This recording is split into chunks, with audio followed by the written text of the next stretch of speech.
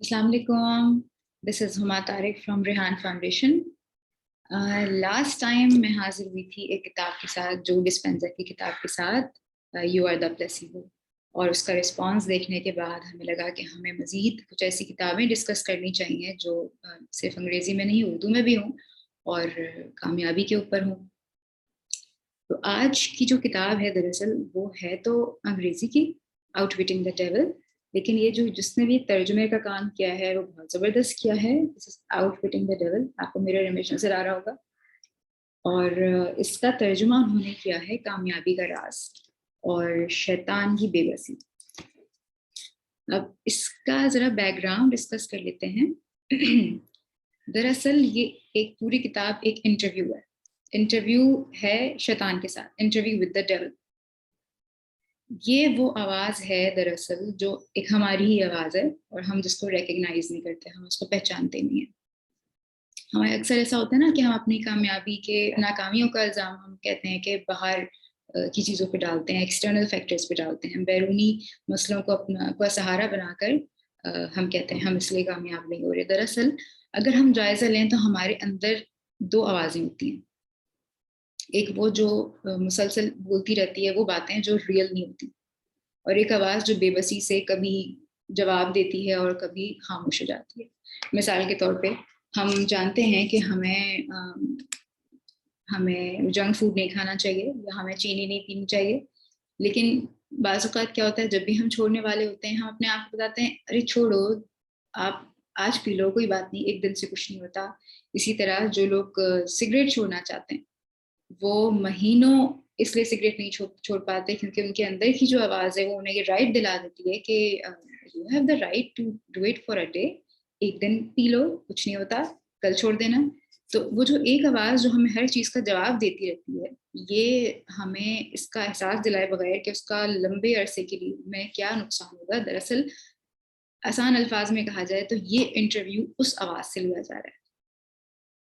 तो किताब के इब्तिदा में शुरू में तो राइटर की मुलाकात, अपनी एक मुलाकात का जिक्र करते हैं जो एक बिजनेसमैन से होती है, एंड्रयू कार्नेगी, और वो ये कहते हैं कि राइटर कहते हैं कि मैं बहुत से ऐसे कामयाब लोगों का इंटरव्यू करना चाहता हूँ जिससे मैं दुनिया को बता सकूँ कि कामयाब वो कैसे हुए और उनके अंदर ऐसी क्या सिफात हैं, वो किन चीज़ों का सहारा लेकर आगे बढ़े और कामयाब हुए। तो उनको बेसिकली एंड्रयू कार्नेगी एक बहुत बड़े अमेरिकन इंडस्ट्रियलिस्ट थे और फलाही काम भी करते थे। तो उनसे कहा गया कि मैं ये इंटरव्यू करना चाहता हूँ। तो उन्होंने कहा कि ये तुम बहुत अच्छा काम कर रहे हो, लेकिन तुम कामयाब लोगों के बजाय तुम नाकाम लोगों का भी इंटरव्यू करना, क्योंकि उससे तुम ज़्यादा सीखोगे, ये सीखोगे कि हमें क्या नहीं करना। उनका खैर ये ख्वाब उनके अंदर रहता है और कुछ ऐसा गुजरता है और उनके साथ कुछ ऐसे मामलात आते हैं, उनके साथ कुछ ऐसी नागहानी आफत होती है कि वो कहते हैं कि नहीं, मुझे किताब लिखनी है ज़रूर, जिससे मुझे डेविल यानी इंटरव्यू की सूरत में किताब लिखनी है, इंटरव्यू विद द डेविल। तो असल में उस आवाज़ को कैसे, उस पर काबू पाया जाए, उसको कैसे हराया जाए जो हमारे अंदर वो चीज़ें डालती है जो कि नहीं है, वो खौफ डालती है, वो आइडियाज़ डालती है, वो कंसेप्ट डालती है, जिससे हम कामयाबी की तरफ जाने से रुकते हैं। तो इसका बैकग्राउंड थोड़ा बड़ा है, अगर आप पढ़ना चाहते हैं तो आप इसको पढ़ सकते हैं। हम आते हैं डायरेक्ट इंटरव्यू की तरफ। तो इंटरव्यूअर पूछता है शैतान से कि मैंने इस खुफिया कोड को खोल लिया है जिसके ज़रिए मैं तुम्हारे ख्यालात को पढ़ सकता हूँ। मैं तुमसे कुछ बहुत ही सादे सवाल पूछने आया हूँ। मैं चाहता हूँ कि तुम मुझे उनके सीधे और सच्चे जवाब दो। जनाब शैतान, क्या तुम इंटरव्यू के लिए रेडी हो? तो उसे जवाब मिलता है, हाँ मैं तैयार हूँ, लेकिन तुम मुझको ज़रा ज़्यादा एहतराम से मुखातिब करो। इस इंटरव्यू के दौरान तुम मुझे जहाँ पनाह के लक़ब से पुकारो। तो इंटरव्यू पूछता है कि किस हक की बिना पर तुम इस शाही लक़ब का मुतालबा करते हो?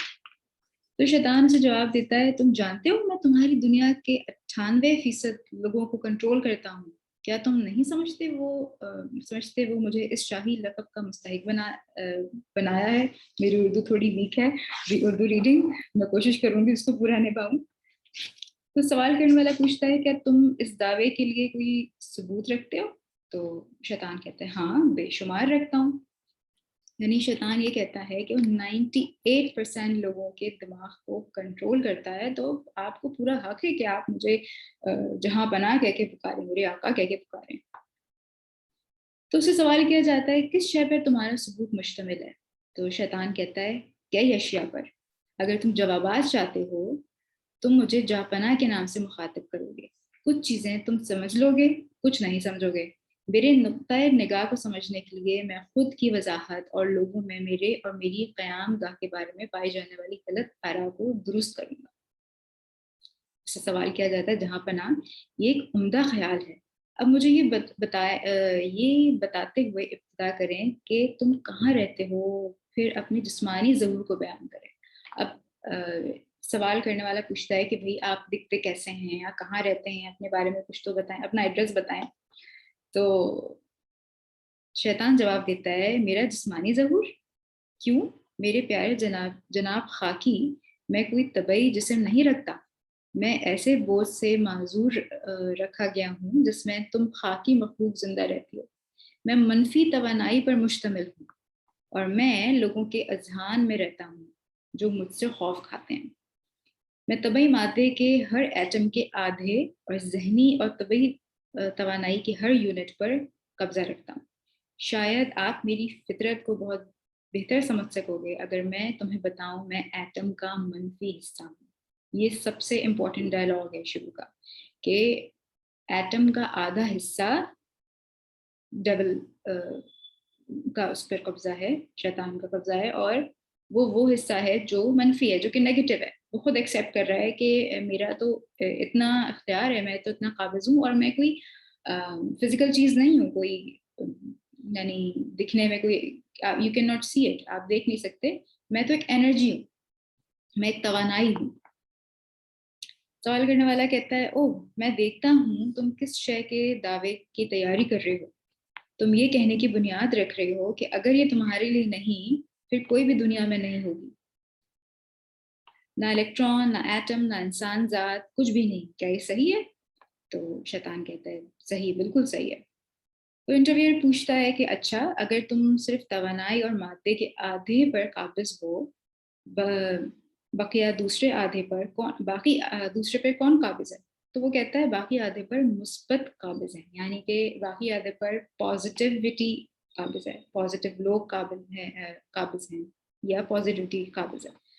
تو پوچھتا ہے اس طرح تم نے کائنات کو بانٹا ہے, کہ یہ تمہارا دعویٰ ہے؟ تو شیطان سے جواب دیتا ہے میرا دعویٰ نہیں بلکہ واقعی حقیقت ہے. اس انٹرویو کے اختتام سے پہلے تم سمجھ جاؤ گے کہ میرا دعویٰ صحیح ہے. تم یہ بھی سمجھ جاؤ گے کہ وہ کیوں صحیح ہے, کیونکہ تمہارے جیسے کوئی اور دنیا نہیں, اور نہ تمہارے جیسی کوئی اور خاکی مخلوق ہے. میں کوئی کاٹنے دار زبان نہیں رکھتا. میں کوئی کانٹے دار زبان نہیں رکھتا, اور نہ کوئی نوکیلی دم والا درندہ ہوں, جیسے کہ ہم موویز میں دیکھتے ہیں نا, ڈیول کا ایک روپ انہوں نے بنا دیا ہے کہ ڈیول ایک اسٹک لے کر آتا ہے, اس کا کانٹے دار زبان ہوتی ہے, دم ہوتی ہے. تو سوال کرنے والا پوچھتا ہے لیکن تم ہر 100 لوگوں میں سے 98% کے اذہان کو ضرور کنٹرول کرتے ہو. تم نے یہ اپنے بارے میں کہا, اس لیے شیطان کی کنٹرول کردہ 98% دنیا میں تکالیف کا باعث کون ہے اگر تم نہیں؟ شیطان سے جواب دیتا ہے میں نے یہ نہیں کہا کہ دنیا کی تمام تکالیف کا باعث نہیں ہوں, اس کے برخلاف میں اسے بڑھاتا ہوں. ہر شے کے منفی پہلو بمشمول تم خاکی لوگوں کے خیالات کی نمائندگی کرنا میرا کام ہے. اس کے علاوہ میں لوگوں کو کیسے کنٹرول کر سکتا ہوں؟ میرا مخالف مثبت اور میں منفی خیالات کو کنٹرول کرتا ہوں. یعنی وہ یہ کہہ رہا ہے کہ تم زمینی خاکوں کا اس نے ذکر کیا, یعنی زمین پہ رہنے والے لوگ, وہ انسان نہیں کہہ رہا اس کو, شیطان کہہ رہا ہے کہ زمین پہ تم زمینی خاکے, جو کیونکہ ہم خاک سے بنے ہیں, مٹی سے بنے ہیں, تو اس کو بار بار زمینی خاکی تم خاکی لوگوں کے نام سے اس کو وہ مخاطب کر رہا ہے. تو انٹرویور پوچھتا ہے تم لوگوں کے اذہان پر کیسے حاصل کرتے ہو، یعنی تم ذہن پر کیسے قابض ہو جاتے ہو. تو انٹرویور تو ڈیول کہتا ہے اوہ یہ تو بہت آسان ہے، یہ بہت امپورٹنٹ ڈائلاگ ہے. میں صرف اندر داخل ہوتا ہوں اور انسانی ذہن کی غیر استعمال شدہ فضائے بصیرت پر قبضہ کر لیتا ہوں. میں منفی خیال کے بیجوں کو لوگوں کے اذہان میں بوتا ہوں. اس طرح میں فضائی بصیرت پر مکمل قبضہ اور کنٹرول کر لیتا ہوں. یعنی وہ یہ کہنا چاہ رہا ہے کہ ہم کہتے ہیں نا کہ ہمیں اپنا مائنڈ دماغ خالی کرنا ہے، ہمارے دماغ خالی ہے یا نیگیٹو ہے پازیٹیو ہے اور خالی ہے. ہم خالی کوئی چیز نہیں ہوتی دماغ میں، یا تو پازیٹیو چیز ہوتی ہیں یا تو پھر نیگیٹو چیز ہوتی ہیں. اسی طرح یہ شیطان یہ کہہ رہا ہے کہ جو چیز حصہ دماغ کا استعمال نہیں ہوا ہوتا اس پر میں قابض ہوتا ہوں، آٹومیٹیکلی وہ نیگیٹیوٹی میں آتا ہے. یعنی اب ہم اپنا جائزہ لے سکتے ہیں کہ ہم اپنا دماغ کو کتنا خالی چھوڑتے ہیں. اگر خالی چھوڑتے ہیں تو وہ خالی نہیں ہوتا، اصل میں اس میں شیطان آتا ہے. ایک مثال مشہور ہے خالی سر شیطان کا گھر. اس سے سوال کیا جاتا ہے تم ضرور متعدد چال بازیاں اور تدبیر رکھتے ہو جس کے ذریعے تم انسانی ذہن پر گرفت حاصل کرتے ہو. تو شیطان کہتا ہے یقیناً میں انسانی خیال پر گرفت حاصل کرنے کے لیے چال بازیاں اور تدابیر کا اطلاق کرتا ہوں. میری تدابیر زیادہ چلاکی والی ہوتی ہیں. تو اس سے پوچھا جاتا ہے آگے بڑھو، اپنی زیادہ اور چلاکی بتاؤ ذرا. اب ہاں یہاں اس انٹرویو میں آپ ایک چیز نوٹ کریں گے کہ شیطان ایک لیول پہ آگے اریٹیٹ ہونے لگتا ہے، اور لیکن جو سوال کرنے والا ہوتا ہے وہ چھوٹی چھوٹی چیزوں کو اٹھا کر خوب سوال کرتا ہے اور کہتا ہے کہ اچھا پھر واپس ٹاپک پہ لے آتا ہے. شیطان ٹاپک گھمانا چاہتا ہے لیکن اس کو واپس ٹاپک پہ لے آتا ہے. اب جیسے میں نے شروع میں کہا تھا یہ جو شیطان ہے دراصل یہ وہ آواز ہے اندر جو ہمیں بہکا رہی ہوتی ہے، جس کو ہم نفس کہہ سکتے ہیں. اور وہ کامیاب لوگ جو ہیں ان کا وہ قابو پا لیتے ہیں اپنے نفس پہ، اور جو ناکام ہیں جس کو انہوں نے کہا ہے کہ 98% لوگوں پر یہ قبضہ کر لیتا ہے شیطان، ان کے اندر یہ کوالٹی ہوتی ہے کہ وہ اپنے نفس پہ اپنی اس آواز پہ قابو نہیں پاتے. تب سے پوچھ رہا ہے کہ آپ اب ذرا اپنی آگے بتائیں اپنی چال بازیاں کہ آپ کس طرح قابو کرتے ہیں. تو وہ جواب دیتا ہے ذہن کو کنٹرول کرنے کی میری تدابیر میں سب سے زیادہ چلاک ایک تدبیر خوف ہے. میں لوگوں کے ذہن میں خوف کا بیج بوتا ہوں، اور جیسے ہی یہ بیج پھوٹتا ہے اور بڑھتا ہے اس کے استعمال کے ذریعے جو فضائی بصیرت وہ قبضے میں رکھتے ہیں میں ان کو کنٹرول کرتا ہوں.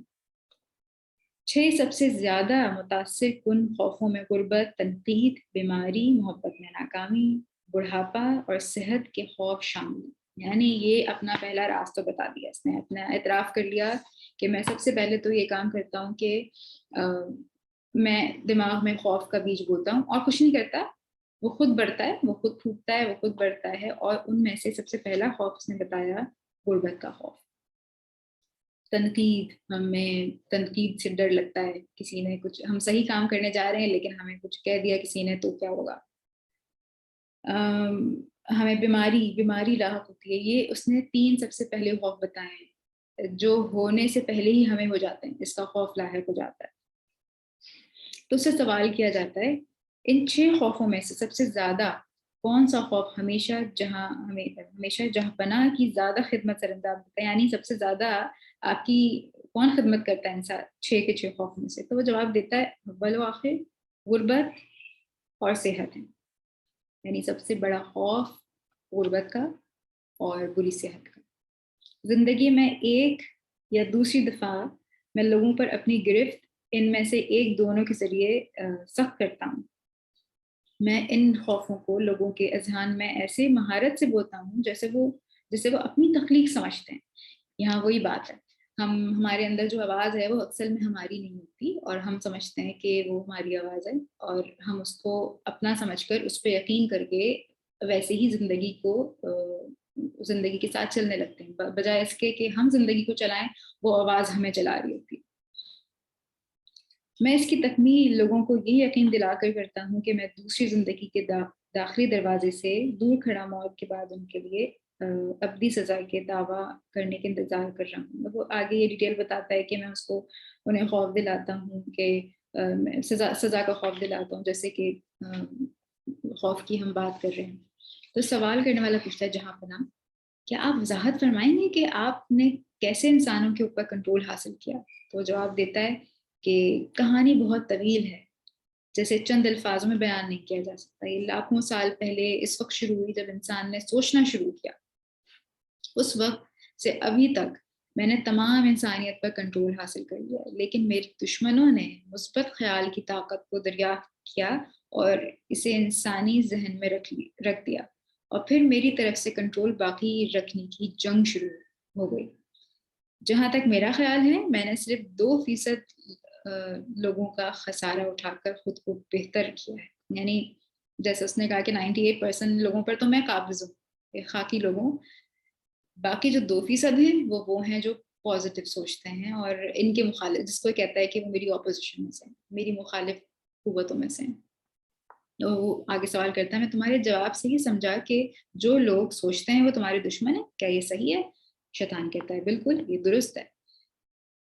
اس سے شیطان سے سوال کیا جاتا ہے کہ اسے اس دنیا کے بارے میں مجھے مزید بتاؤ جس میں تم رہتے ہو. شیطان کہتا ہے میں وہاں رہتا ہوں جہاں رہنا منتخب کرتا ہوں. وقت اور فضائی وسعت میرے لیے وجود نہیں رکھتے. میں وہ طاقت ہوں جسے تمہارے لیے بہترین انداز میں توانائی پکارا جا سکتا ہے، یعنی آپ انرجی. میرے بہترین مسکن جیسا میں بیان کر چکا ہوں خاکیوں کے ذہان میں. خاکیاں یعنی ہم خاک کے بنے ہیں، وہ ہمیں کہہ رہا ہے کہ ہمیں انسانوں کے ذہان یعنی دماغ میں رہنا پسند کرتا ہوں. میں ہر انسان کے ذہن کی فضائی وسعت کے ایک حصہ پہ کنٹرول رکھتا ہوں. ہر فرد کی فضائی وسعت ذہن کے حصے کا انحصار اس بات پر ہوتا ہے کہ وہ شخص کتنا تھوڑا سوچتا ہے. جیسا میں تمہیں بتا چکا ہوں میں کسی بھی شخص کو مکمل طور پر کنٹرول نہیں کر سکتا. ابھی یہاں آ کر ایک اور چیز کا اعتراف کرتا ہے کھلم کھلا کہ میں تو ہر ایک پر کنٹرول نہیں کر سکتا. یعنی وہ اس بات کو کھلم کھلا کہہ رہا ہے کہ اختیار ہمارے پاس ہے، لیکن پھر بھی جاننا ہمیں یہ ہے اس کتاب کو پڑھ کے کہ آخر وہ کیا چیزیں ہیں کہ ہمارے پاس اختیار ہو کر بھی شیطان کے پاس 98% دماغ ہے، ہم لوگوں کے دماغ ہیں، اور صرف 2% لوگوں کو یہ جیت نہیں سکا. 2% لوگوں نے اس کو ہرایا ہے. اچھا آگے اس کی ان کی مزید کنورزیشن ہے، وہ ان کو زور دیتا ہے اور پوچھتا ہے کہ بھائی اور بتاؤ. اس کے سوال سے ہی سوال نکالتا ہے اور اس کو انکمفرٹیبل کرنے کی کوشش کرتا ہے. سوال کرنے والا پوچھتا ہے بعض میں کہ تمہارا زمین پر سب سے بڑا دشمن کون ہے جہاں پناہ؟ تو وہ جواب دیتا ہے وہ تمام لوگ جو لوگوں کو سوچنے پر اکساتے ہیں اور اپنی ذاتی پیش قدمی کے مطابق عمل کرتے ہیں میرے دشمن ہیں. ایسا جیسے سقراط، کنفیوشس، والٹیر اور تھامس وغیرہ کا ذکر کرتا ہے، ابراہم لنکن. اور تم بھی میرے ساتھ کچھ بہتر نہیں کر رہے ہو. یعنی اب چونکہ یہ سوال پہ سوال کر رہا ہے، اس کے اندر کی باتیں جاننے کی کوشش کر رہا ہے، اس کے راز جاننا چاہ رہا ہے. یعنی کہ وہ سوچ رہا ہے، انٹرویو کرنے والا سوچ رہا ہے، وہ اس کی ایک بات پر خاموش نہیں ہو رہا کہ وہ ڈر نہیں رہا اس سے. جیسے جیسے وہ سوال کر رہا ہے تو یہ کہہ رہا ہے کہ جتنے فلاسفر آئے وہ میرے مخالف تھے کیونکہ وہ سوچنے کی صلاحیت رکھتے تھے. سارے فلاسفرز کا وہ نام لیتا ہے اور کیونکہ وہ تھنکرز تھے، اور کہتا ہے کہ اور تم بھی میرے ساتھ کچھ اچھا برتاؤ نہیں کر رہے ہو. تو اسے سوال کیا جاتا ہے کیا یہ درست ہے کہ تم ان لوگوں کو استعمال کرتے ہو جن کے پاس بہت دولت ہے؟ شیطان جواب دیتا ہے جیسا میں تمہیں پہلے بتا چکا ہوں غربت ہمیشہ میری دوست رہی ہے، کیونکہ یہ لوگوں میں سوچنے کی خود مختاری کی حوصلہ شکنی اور خوف کا حوصلہ افزائی کرتی ہے. کچھ دولت مند لوگ میرے مقصد کی خدمت کرتے ہیں جبکہ دوسرے ان پر انحصار کر کے دولت کو کیسے استعمال کیا جائے مجھے عظیم نقصان پہنچاتے ہیں. یعنی ہم سنتے آئے ہیں نا کہ پیسہ اچھی چیز نہیں ہوتی، اور ہم دیکھتے بھی ہیں کہ جب پیسہ آ جاتا ہے تو اس کو غلط طرح سے استعمال کیا جاتا ہے. تو یہ کہہ رہا ہے کہ ہاں میں پیسے والوں کو استعمال کرتا ہوں، اور لیکن بہت سے ایسے لوگ ہیں جو میرے مخالف ہو گئے ہیں، میری مخالف قوتوں میں سے ہیں، کیونکہ وہ پیسہ کس طرح استعمال کرنا ہے وہ اس کی ترغیب دیتے ہیں، وہ اس کا ایجوکیشن دیتے ہیں سب کو. اور وہ یہ کہتا ہے شروع میں کہ غربت ہمیشہ میری دشمن رہی ہے، مطلب میری دوست رہی ہے. سوری. غربت اس لیے دوست رہی ہے کیونکہ غربت میں انسان سوچنے سمجھنے کے قابل نہیں ہوتا. جو بیسک ضروریات ہوتی ہیں روٹی کپڑا اور مکان، جب وہ نہیں ملتا تو وہ سوچ نہیں پاتا، یعنی ذہن کام نہیں کرتا، بھوکے پیٹ کام نہیں کرتا، اور ہم ایک سروائیول موڈ میں ہوتے ہیں کہ ہمیں کھانا ہے اور بس زندہ رہنا ہے، ہمیں کھانا ہے زندہ رہنا ہے. یہ ایک سرکل میں گھومتا رہتا ہے. آگے اس کی مزید گفتگو ہے.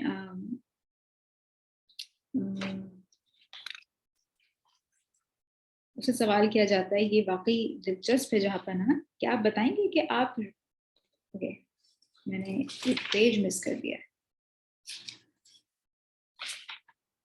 ٹھیک ہے، یہاں آ کر یہ اس کو انکمفرٹیبل کوشچن کرتا ہے اور آگے ایک راز وہ بتاتا ہے کہ انٹرویور جیسے جیسے اس پہ زور ڈالتا ہے کہ آپ مجھے مزید بتائیں، مجھے مزید بتائیں، مجھے مزید بتائیں، تو اب آگے وہ ایک سوال کرتا ہے. وہ کہتا ہے تم اپنی سب سے زیادہ منفرد چال بازی کے بارے میں بتاؤ، وہ جس کو تم لوگوں کی سب سے بڑی تعداد کو پھانسنے کے لیے استعمال کرتے ہو. تو وہ جواب دیتا ہے، اگر تم مجھے اس راز سے پردہ اٹھانے پر مجبور کرتے ہو، اس کا مطلب ہے مجھے اس وقت زندہ لاکھوں لوگوں سے اور اس سے بھی زیادہ لاکھوں لوگوں کی تعداد میں پیدا ہونے والوں سے ہاتھ دھونا ہوگا. میں تم سے التجا کرتا ہوں مجھے اس سوال کا جواب نہ دینے کی اجازت دی جائے، کیونکہ اصل راز پتہ چل جائے گا، ہم اس راز پہ کام کریں گے، ہماری زندگی کا کنٹرول ہمارے ہاتھ میں آ جائے گا. تو سوال کرنے والا پوچھتا ہے کہ اس طرح جہاں پناہ صرف سیدھی سادی خاکی مخلوق سے خوف زدہ ہیں، کیا یہ درست ہے؟ تو شیطان جواب دیتا ہے، یہ درست نہیں، لیکن یہ سچ ہے. اگر تم کو کوئی حق نہیں کہ مجھ سے میرے سب سے زیادہ تجارتی آلے کی چوری کرو. لاکھوں سالوں سے میں نے خاکی مخلوق پر خوف اور جہالت کے ذریعے سے حکمرانی کی ہے. اب تم آ گئے ہو اور میرے ان ہتھیاروں کو مجھ پر دباؤ ڈال کر ان کا استعمال کا طریقہ جاننا چاہتے ہو. سوال کرنے والا کہتا ہے، آئیں بائیں شائیں کرنا بند کریں اور اپنے اعتراف کو جرم کرنا شروع کریں. آپ نے خود میرے سامنے اعتراف کیا ہے کہ جب یہ بتایا ہے کہ آپ کس طرح سے انسانوں کو یعنی کہ انسانوں کو کس طرح سے آپ ان کی زندگی اجیرن کرتے ہیں، ان کے دماغ میں ایسے بیج بوتے ہیں جو کہ آپ کو نہیں بولنے چاہیے اور وہ اپنی ہی آگ میں پھر جلتے ہیں. تو وہ جواب دیتا ہے، میرا انسانوں پر سب سے بڑا ہتھیار 2 خفیہ اصولوں پر مشتمل ہے جس کے ذریعے میں ان کے اذہان پر کنٹرول حاصل کرتا ہوں. سب سے پہلے میں عادت کے اصول کی بات کروں جس کے ذریعے میں خاموشی سے لوگوں کے اذہان میں داخل ہو جاتا ہوں. اس اصول پر عمل کر کے میں ملانگی یعنی ڈرفٹنگ کی عادت کو تشکیل دیتا ہوں. جب کوئی شخص کسی بھی موضوع پر بھٹک جاتا ہے وہ سیدھا اس کے دروازے پر پہنچ جاتا ہے جسے خاکی جہنم پکارتے ہیں. ڈرفٹنگ کی عادت انہوں نے پہلی بتائی ہے. یہ پہلی عادت ہے جو میرے دوست ہیں، یہ ان کی پہلی صفت یہ ہے کہ وہ ڈرفٹر ہوتے ہیں. ڈرفٹنگ کیا ہوتا ہے اس کو بڑے آسان الفاظ میں اگر بتاؤں تو ایک مثال کے طور پہ کشتی ہے دریا میں اور خوب ہوا چل رہی ہے، کبھی ہوا سے کشتی ادھر آ رہی ہے، کبھی ہوا سے ادھر جا رہی ہے. اس کی اپنی کوئی ڈائریکشن نہیں ہے، اس کے اندر کوئی مشین نہیں ہے، آپ اس پہ بیٹھے ہوئے ہیں لیکن اپنی ڈائریکشن سیٹ بھی نہیں کر رہے ہیں، نہ کوشش کر رہے ہیں. تو کیا ہوتا ہے کہ وہ کشتی ادھر سے ادھر ڈولتی رہتی ہے، ڈرفٹ ہوتا ہے. آپ نے گاڑی بھی ڈرفٹ ہوتی دیکھی ہے نا، ہم ایک ہی سرکل میں گھومتے رہتے ہیں. تو وہ اس عادت کو بتاتے ہیں کہ وہ ڈرفٹرز ہوتے ہیں. ان کا وہ اپنے ایکسٹرنل حالات یعنی باہر کے حالات کو دیکھتے ہوئے ادھر سے ادھر گھومتے رہتے ہیں. ان کی زندگی کا کوئی مقصد نہیں ہوتا، ان کی کوئی رائے نہیں ہوتی، انہیں کیا کرنا ہے زندگی میں انہیں اس بات کا نہیں پتا ہوتا. وہ صرف زندہ ہوتے ہیں، وہ جی نہیں رہے ہوتے. اسے سوال کیا جاتا ہے، ان تمام طریقوں کی تشریح کرو جس سے تم لوگوں کا تم ڈرفٹر کو اپنی جانب کرنے کی ترغیب دیتے ہو، یعنی ڈرفٹر بناتے ہو. اس لفظ کی وضاحت کرو، ہمیں تھوڑا اور بتائیں کہ اس سے آپ کی کیا مراد ہے. تو شیطان کہتا ہے کہ میں ڈرفٹ کی بہترین تشریح کر سکتا ہوں کہ وہ لوگ جو اپنی ذات کے لیے سوچتے ہیں وہ کبھی بھی ڈرفٹر نہیں بنتے، جبکہ وہ جو تھوڑا یا جو اپنی ذات کے بارے میں بالکل نہیں سوچتے وہ ڈرفٹرز بنتے ہیں. یعنی وہی مثال ہے کہ آپ اندر سے آپ اپنی آواز نہیں سن رہے ہیں، بلکہ باہر کی ہوا جو بھی، یعنی ایک وہی کشتی جو ادھر سے ادھر گھومے جا رہی ہے، آپ اسی کی طرح باہر کے حالات پہ ڈپینڈ کر کے ادھر سے ادھر گھوم رہے ہیں. آپ اپنی کوئی آواز نہیں ہے، آپ کی اپنی کوئی پہچان نہیں ہے. ڈرفٹر وہ ہے جو اپنی ذہن کو باہر کے حالات سے متاثر کرتا ہے اور دوسروں کو اسے کنٹرول کرنے کی اجازت دیتا ہے. وہ مجھے اپنے ذہن پر قبضہ کرنے اور خود سوچنے کی تکلیف اٹھانے کے بجائے اس کی سوچ کا کام مجھے کرنے کی اجازت دیتا ہے.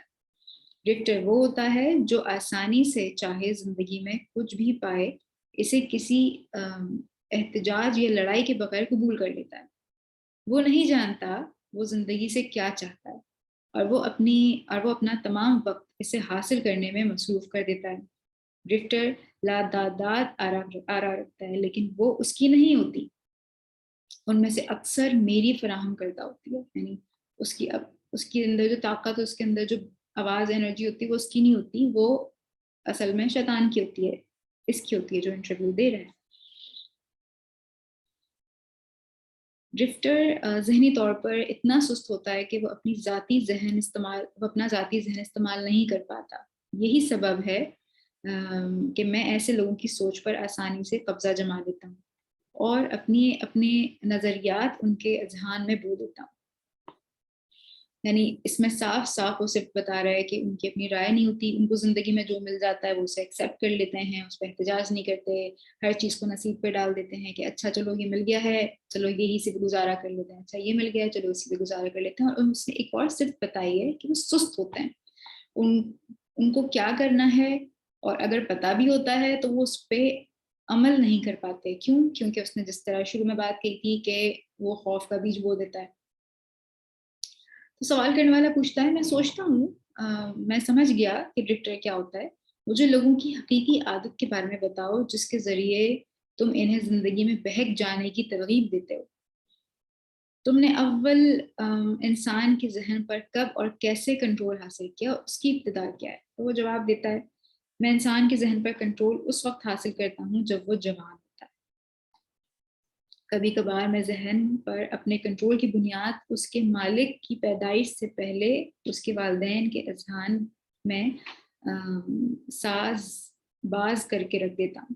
کبھی کبھی میں اس سے بھی پیچھے جا کر لوگوں کو اپنے کنٹرول کے لیے تیار کرتا ہوں، جسے تم خاکی طبعی وراثت کہتے ہیں. تم دیکھتے ہو اس لیے میں ایک شخص کے ذہن تک پہنچنے کی دو رسائیاں رکھتا ہوں. ہم کہتے ہیں نا کہ بھائی ہمیں غصہ آتا ہے، it runs in my blood, ہمارے خاندان میں ہے اور ہم چینج نہیں کر سکتے. تو یہ یہاں ایک بات کر رہا ہے کہ میں تو اس کی پیدائش سے پہلے ہی وہ چیز اس کے دماغ میں ڈال دیتا ہوں، اور ان کی آبا اجداد کی جو بھی کوالٹیز ہوتی ہیں، صفات ہیں، وہ ان کے ساتھ ساتھ چلتی رہتی ہیں. یہ اس کا سب سے بڑا ہتھیار ہے، میں یہ کام کرتا ہوں.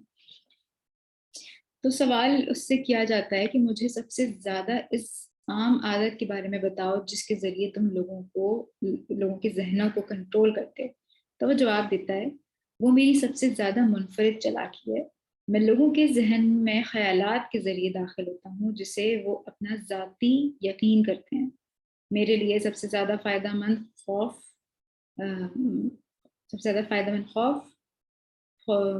لالچ، ہوس، انتقام، غصہ، دکھاوا، سستی اور کاہلی. ان میں سے ایک یا زائد سے میں کسی کے ذہن میں عمر کے کسی بھی حصے میں داخل ہو جاتا ہوں، لیکن میں اپنے بہترین نتائج اس وقت حاصل کرتا ہوں جب انسان کے ذہن کا کنٹرول اس کی جوانی میں اس کے یہ سیکھنے سے پہلے حاصل کر لیتا ہوں کہ وہ کیسے ان ابواب کو بند کر کے جہاں سے میں داخل ہوتا ہوں. یعنی وہ کہنا یہ چاہتا ہے کہ وہ سب سے زیادہ استعمال ان سب چیزوں کو جوانی میں کرتا ہے، اور یہ سب سے زیادہ چیز عام ہے. یہ ثبوت ہمارے سامنے ہے کہ ہم سب سے زیادہ جو بہکنے کی عمر ہوتی ہے وہ یہی ہوتی ہے، جس کو ہم کہتے ہیں کچی عمر. اور اسی عمر میں ہم انسان کو، بچے کو سوچنے کی صلاحیت نہیں دیتے. ابھی کے لیے اتنا ہی. ابھی آگے ہم مزید جو اس میں ڈسکور کریں گے، اگر آپ کے پاس یہ کتاب ہے تو آپ اس کو پڑھیں، نہیں ہے تو خرید کے پڑھیں. وہ آگے مزید بتاتا ہے کہ کس طرح سے ہمارے دماغ کو اس عمر میں پولیوٹیڈ کیا جاتا ہے ایجوکیشن سے، انوائرمنٹ سے، ماحول سے، میڈیا سے اور کئی ساری چیزوں سے. ابھی تو ویڈیو لمبی ہو گئی ہے، انشاءاللہ اس کا سیکنڈ پارٹ کے لیے پھر کبھی حاضر ہوں گے. میں چاہوں گی کہ اس پر ریفلیکٹ کیا جائے، اس میں جو جو چیزیں ہیں اس کو لکھا جائے، خاص کر ان باتوں کا جو سوال انٹرویور نے کیے ہیں اور جس کے جواب ہمیں ہمارے دماغ میں ہماری وہ آواز دیتی رہتی ہے جس کو ہم اپنا سمجھتے ہیں. اس میں بہت چھوٹی چھوٹی سی چیزیں ہیں، یعنی چھوٹی چھوٹی عادات ہیں، جیسے میں نے کہا سگریٹ کی عادت یا پھر غیر ضروری یعنی جنک فوڈ کھانے کی عادت، اپنی صحت کا خیال نہ رکھنے کی عادت، اور بہت سی ایسی چیزیں جو ہماری تعلیم کا حصہ بن گئی ہیں اور تعلیم ہے نہیں، وہ ہماری تعلیم بھی پولیوٹ کر چکی ہے، ہماری وہ آواز جو ہمارے اندر بیٹھی ہے. اس کا جائزہ لیا جائے اور اس پر کام کیا جائے. بہترین ٹیکنیک یہ ہے کہ آپ جتنا زیادہ اس اپنی آواز سے سوال کریں گے جو آپ کو بہکا رہی ہے، جو آپ کو نیگیٹیوٹی کی طرف لے کے جا رہی ہے اور جو زیادہ قابض ہے، اس سے جتنا سوال کریں گے وہ ڈر جائے گی. آپ کو اس سے ڈرنے کی ضرورت نہیں ہے. اس سے ڈرنے کے بجائے آپ اس سے اتنے سوال کریں کہ وہ خاموش ہو جائے اور آپ اس پہ قابض ہو جائیں. اور وہ اسی صفت کی طرف اشارہ کر رہا ہے کہ جو کامیاب لوگ ہوتے ہیں، وہ جو 2% لوگ ہوتے ہیں، ان کے اندر یہ کوالٹی ہوتی ہے کہ وہ ان کے پاس پاور ہوتی ہے، وہ ڈرفٹرز نہیں ہوتے، وہ ادھر سے ادھر نہیں ٹولتے. ان کو اپنی زندگی کا مقصد پتہ ہوتا ہے، ان کو اپنی آواز پتہ ہوتی ہے کہ وہ کیا کرنا چاہتے ہیں. اگر آپ کو لگتا ہے کہ آپ اپنی آواز نہیں پہچان سکے ہیں تو آپ اس پر کام کریں. بہت سی ایسی ٹیچنگز موجود ہیں جس سے آپ اپنی آواز کو کس طرح پہچاننا ہے آپ اس پر کام کر سکتے ہیں. انشاءاللہ نیکسٹ ٹائم کسی اور کتاب کے ساتھ ملاقات ہوگی. اللہ حافظ.